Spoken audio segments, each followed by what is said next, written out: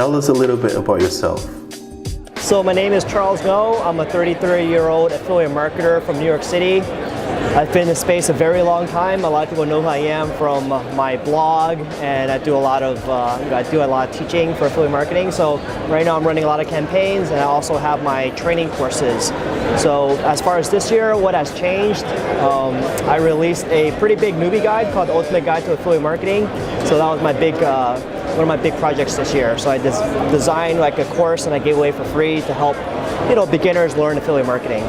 What motivates you to keep blogging? My motivation for helping people, I wrote on my blog for free for several years before I ever started offering training. So with me, it's always, making money is great, but what else do you contribute to the world besides just making money? So, I find that constantly sharing knowledge, sharing information, a lot of people would never do it. That's why there's not a lot of blogs and stuff out there. But with me, I find by giving away information and helping people, it keeps me sharp, because when you teach people, you understand affiliate marketing better. But also, by constantly teaching people, I feel this pressure to keep learning and keep growing.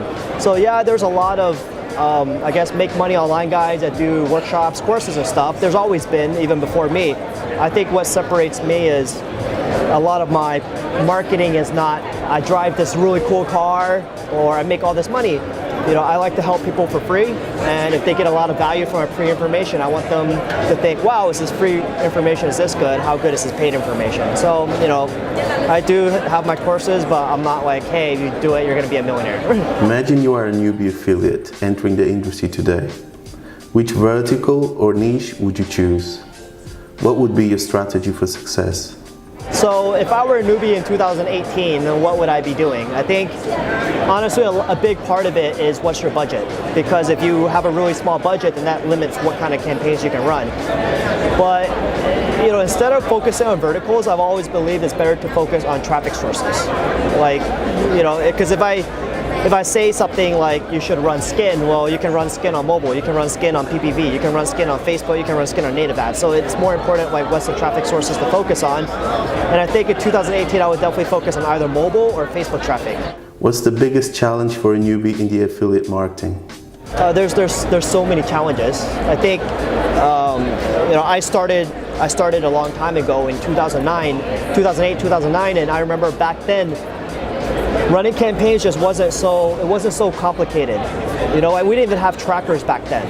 So when I launched, there just wasn't a lot of stuff I had to do to launch a campaign. I just, launched. I didn't have to worry about setting up a tracker. I didn't have to worry about load speeds. I didn't have to worry about optimizing for mobile. So I think the biggest challenge for affiliates right now is just to focus on the activities that make money. What I mean by that is it's very easy to get caught up in reading. It's very easy to get caught up in bright, shiny object syndrome. You want to do mobile, but then there's e-commerce, but then you hear guys are making money in Nutra. So the biggest challenge is just to stay focused. Stay focused and stay focused on just launching campaigns, because it's very easy just to fall into the trap of I'm just going to keep reading, I'm just going to keep networking, I'm going to search all the Facebook groups, but at the end of the day, you just have to learn by launching campaigns. That's just the biggest challenge. And also, I think, to be honest, it costs a little bit more money to be successful in affiliate marketing now, because you have to, not only do you have to have the servers, but you got to spend money on spy tools, you got to spend money on testing, you got to spend money on trackers. So I do think, compared to several years ago, the barriers to entry is getting a little bit higher, but that's not to say that it's impossible to make money. It's just different. How are you going to adapt for the current environment? And I always consider myself an optimist. There's different barriers to entry. However, because there are spy tools, because the technology is better, because there's better tracking systems now, that I like to focus on why it's easier to make money in some ways. And there's a lot more focus, there's a lot more opportunity now, because back then, I remember in certain time periods, people only did adult. or people only did Nutra. But now you can make money in mobile, you can make money in native, you can make money in e-commerce. There's just so many opportunities. So even though that's an opportunity, that can also be a downfall if you cannot focus. Which are the 3 skills an affiliate should have to be successful and to become a super affiliate? I think, well, number 1, your marketing. So you have to have basic copywriting. You have to have basic copywriting and understand how to brainstorm angles. Number 2 is analysis. You have all this data. Can you look at the data and understand the story that it's trying to tell? So can you if you're making money every single day and all of a sudden your profits drop, can you analyze the data and you can see, oh, is it because it's Friday or is it because the CTR has dropped? You have to look at the data and understand. You have to have good problem solving skills, because a lot of people, when they have issues in affiliate marketing, they hope someone can give them the answer. But the problem is, how can someone give you the answer if they don't know what's going on with your campaign? So you can say like, hey, I think I have a landing page problem, but is it really a landing page problem? So a lot of times you have a problem. Let's just say something,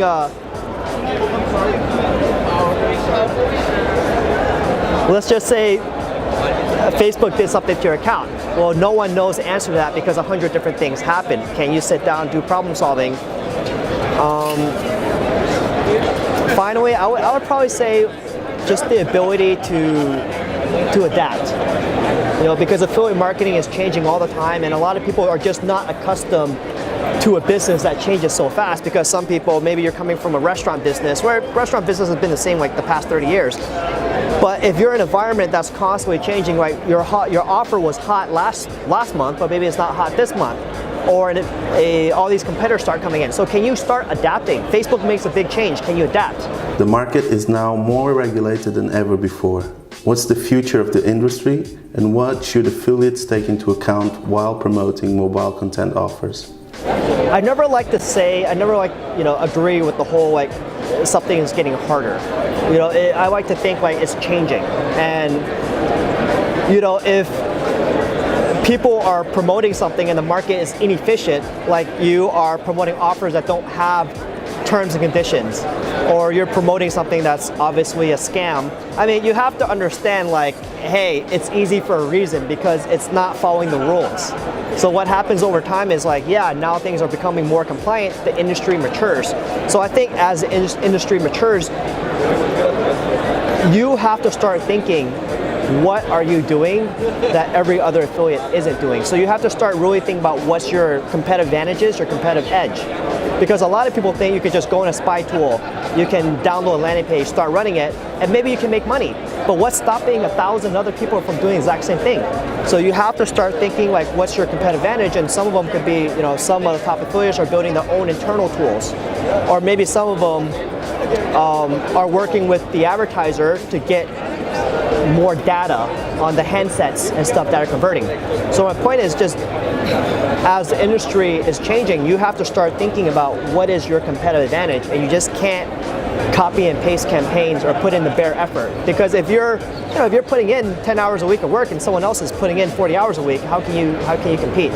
So don't, you can complain all you want that it's changing or it's becoming more difficult, but that's not going to do anything. Just adapt. Some affiliates are saying that traffic is getting more and more expensive and that it's hard to get profitable margins. Which advice would you give them? There's a lot of things you can do. Number 1 is, you have to understand why traffic's becoming more expensive. It's because a lot of these, I don't know what traffic source is using, but a lot of advertisers before, let's say like Amazon or Netflix, a lot of these like corporate companies, they didn't really know how to advertise before. So what's going on is now they understand how to advertise. They're becoming better advertisers. They're working with better agencies. So they're buying more efficiently. So yeah, of course, prices are going to rise. There's more affiliates entering the space. So yeah, it's kind of natural that traffic prices rises. So a few things that they can do. Number 1, there's a lot of different traffic sources out there. Within the old traffic source, there are ways to find cheaper traffic. Can you negotiate with the traffic source to get cheaper traffic? Can you buy a flat rate? Or perhaps you're only doing video ads. Maybe there's different types of traffic source. There's the pop-up, there's the banner. You can do that. Or maybe the traffic sources are rising because you're really focused on a particular zone or a particular country or a particular geo, but maybe you could try a different country and maybe that's cheaper prices. But I think in terms of levers, traffic price is only one lever that affects profitability. So maybe you can start thinking, how can I make more money? What that means is, yes, your prices may be increasing, but maybe you can improve your landing page. Maybe you can find a better offer, or maybe just rethink the whole affiliate business model. Maybe there are ways for you to keep the data and then monetize the data somehow. Which are the tools and resources for competitive intelligence that every affiliate marketer should use? There's a lot of different tools out there. Number one is, obviously, I think every affiliate should have a spy tool, so Adplexity is really good. Another thing I like to do is I like to do audience and offer research. So I do a lot of Google Trends, a lot of insights to really see what people are searching for. Another tool I really like to use is Facebook Audience Insights. So even if you're not a Facebook marketer, it doesn't matter, because you can type in the vertical. Let's just say you're targeting iPhone users. Well, you can type, search the pages, search iPhone users in the audience tools, and just see what else do they like. So you can find sister angles or cousin angles. So those tools are really good. What are the most common mistakes you see affiliates making? I don't think there's any mistakes people make in the previous year, because the same mistakes they were making 10 years ago are the same mistakes they're making now. I think the number one biggest mistake I've seen is bright shiny object syndrome. I've seen people that are making $500 a day in native ads, and then instead of scaling up that native ads, they hear e-commerce is hot, and then they jump over to e-commerce. It's you already make money in something, it's 10 times easier to scale that, something that you're already making money in. So I feel it's very interesting, because I talk to a lot of affiliates. A lot of affiliates are jealous of e-commerce guys. A lot of e-commerce guys are jealous of affiliates. A lot of Amazon guys are jealous of SEO. A lot of SEO guys are jealous of affiliates. But it feels like everyone's just thinks their own business model is the worst, when grass is always green on the other side. One big mistake I notice a lot of affiliates make is they don't understand the concept of statistical significance. And I'm not just talking about in terms of data, but just because you launch a campaign, you can do everything right and it may not make money. So it's kind of like poker. I might have pocket aces, someone else may have pocket deuce, we go all in, and that person that has pocket deuce may win. There's a 2% chance he's gonna win, but he may win. So I've seen some people that do everything right, they lose, and then they think they had a bad strategy when it was actually the right strategy. So my point is, I've seen a lot of people, they do Facebook and they did everything right, but then the campaign didn't make any money. When sometimes with the way Facebook works is you can launch the ads, but because your initial audience that they showed it to was really bad, then they give up on the campaign, when they should have just maybe launched it a few more times. So there's a lot of there could be a lot of inconsistency in affiliate marketing, and I notice people may be doing the right thing, it doesn't make money, and they think it's the wrong strategy. When it was actually the right strategy, you just gotta do it a few more times. So it's kind of like working out. You just can't go to the gym one time and then you're gonna gain muscle. Sometimes you just have to be a little bit more consistent with it. Which traffic sources or traffic types do you explore and why? I think the biggest one is Facebook. I'm really focused on Facebook because that hasn't changed in the past few years, just because Facebook, that's where all the traffic is. That's where all the traffic is, and the amount of targeting, the data they can do, the pixel, interest targeting, behavior targeting. It's just, I feel like they're like 5 to 10 years ahead of any other traffic source. So I think not that Facebook is the only traffic source that makes money, but in my opinion, yeah, you could do native, you can do mobile, there's a lot of different traffic sources out there, but I do feel the problem is now you run into scalability, because you may work on, let's say, one pop traffic source. It's very easy to maximize it, and then now you get into a situation where you have to run 5 or 10 different traffic sources, and that becomes a nightmare, versus something like Facebook, it's just one account, one traffic source. You could just really focus on making money instead of just juggling all these different traffic sources and stuff. What should affiliates bear in mind when it comes to the topic of affiliate fraud? Affiliates have always been aggressive. I don't think, I know a lot of affiliates, I don't think anyone grows up dreaming of selling diet pills or selling sweepstakes stuff and really scamming people. I just think that's just kind of the result of the business model, because affiliates, we're not working with a lot of margins. Affiliates don't get to keep the data. Affiliates don't get to upsell or cross-sell stuff. So what happens is we have a small margin, and then when there's more competition and prices keep rising, then they have to get, how do you like make more money? And sometimes a lot of affiliates just think, okay, we got to get more aggressive. So, my advice to that is, number one, you don't necessarily have to get more aggressive. You can get more creative. You can get more creative with the angles. And number two is just be careful how aggressive you get, because it doesn't make sense to get too aggressive, and then what ends up happening is the advertiser or the affiliate network doesn't pay you. So you squeeze down an extra 5% conversion rate, but you don't end up getting paid the $20,000. So in essence, it would have been easier just to play a little bit safer. So as far, I'm always telling people, try to get a little bit more aggressive, but just don't get illegal. And it's always helpful just to talk to the affiliate manager and know where the rule is. Because like I said, you don't want an issue where you get too aggressive, you don't get paid, and worst of all, there's been affiliate marketers that have been sued by people, either the FTC or you're using a picture you shouldn't have been using, when you could have just paid someone, get the model released, they sign the forms and stuff. So just, be very careful about the risk you take.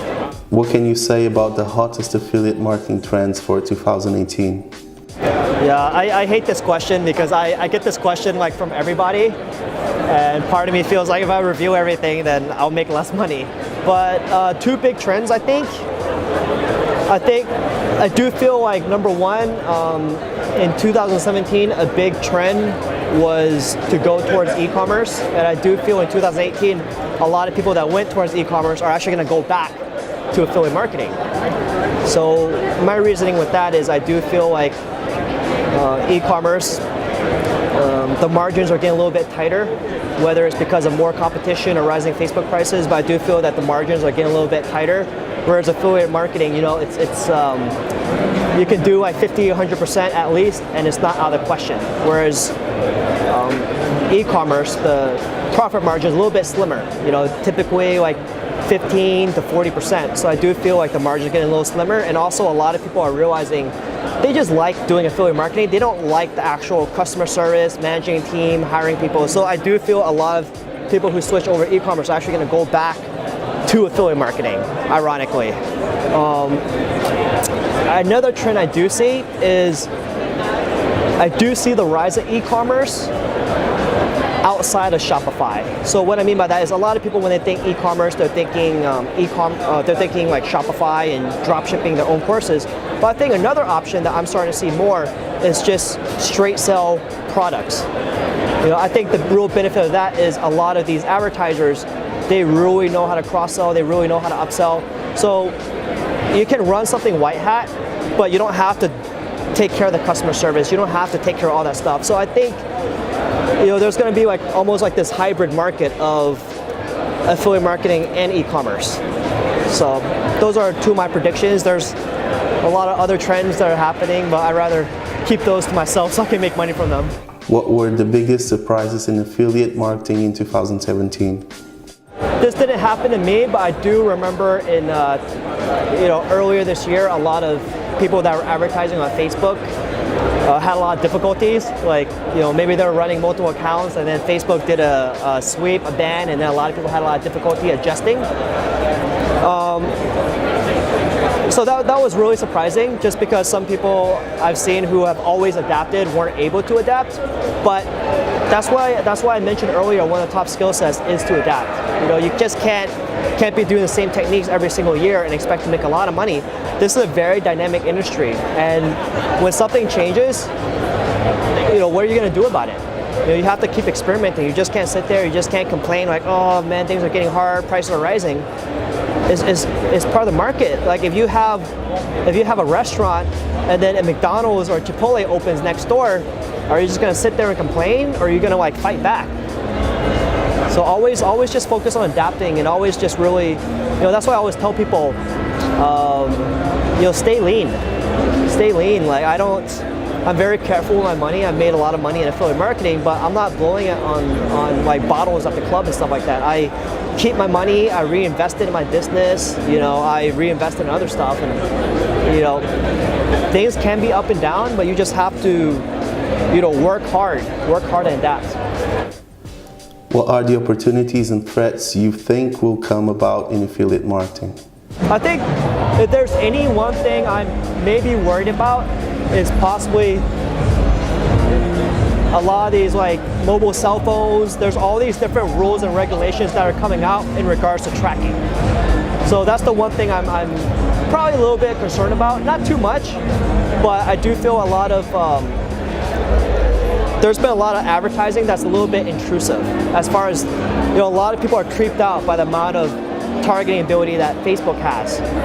Or perhaps a lot of ads are just very intrusive, such as like pop-ups, PPV, and all that stuff. So I do feel that a lot of devices, a lot of computers are going to start pushing back, where I'm worried that there may not be this level of detailed, granular targeting available, just because it can be a little bit intrusive. So that's what I'm worried about, if there are like rules and regulations that come out for that. But at the end of the day, Facebook and Google are some of the top companies in the world. I know Google has all these products out there, but 99% of their money comes from AdWords.